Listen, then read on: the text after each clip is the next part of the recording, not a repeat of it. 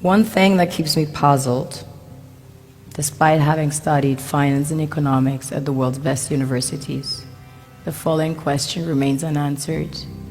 Why is it that 5,000 units of our currency is worth 1 unit of your currency, where we are the ones with the actual gold reserves? It's quite evident that the aid is in fact not coming from the West to Africa, but from Africa to the Western world. The Western world depends on Africa in every possible way, since alternative resources are scarce out here. So how does the West ensure that the free aid keeps coming? By systematically destabilizing the wealthiest African nations and their systems, and all that backed by huge PR campaigns, leaving the entire world under the impression that Africa is poor and dying and merely surviving on the mercy of the West. Well done, Oxfam, UNICEF, Red Cross, Life Aid, and all the other organizations that continuously run multi-million-dollar advertisement campaigns depicting charity porn to sustain that image of Africa globally. Ad campaigns paid for by innocent people under the impression to help with their donations. While one hand gives under the flashing lights of cameras, the other takes in the shadows. We all know the dollar is worthless, while the euro is merely charged with German intellect and technology, and maybe some Italian pasta.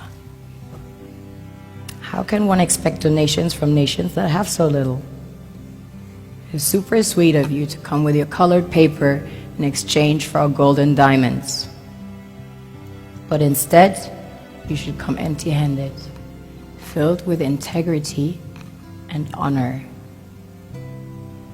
We want to share with you our wealth and invite you to share with us. The perception is that a healthy and striving Africa would not disperse its resources as freely and cheaply, which is logical. Of course, it would instead sell its resources at world market prices, which in turn would destabilize and weaken Western economies, established on the post-colonial free meal system. Last year, the IMF reports that 6 out of 10 of the world's fastest growing economies are in Africa, measured by their GDP growth.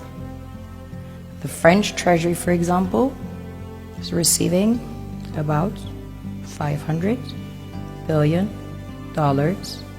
year in, year out, foreign exchange reserves from African countries based on colonial debt they forced them to pay.